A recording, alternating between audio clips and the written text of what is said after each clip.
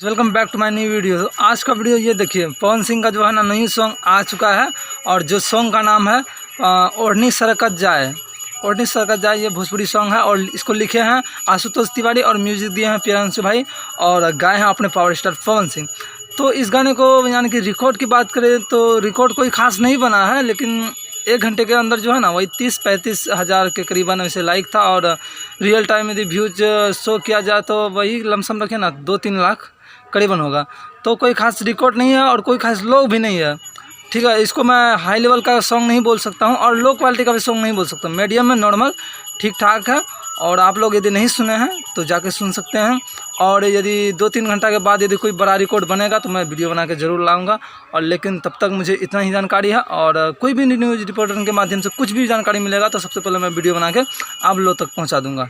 तो मिलते हैं कोई अगले वीडियो में, तब तक के लिए लव यू गाइस।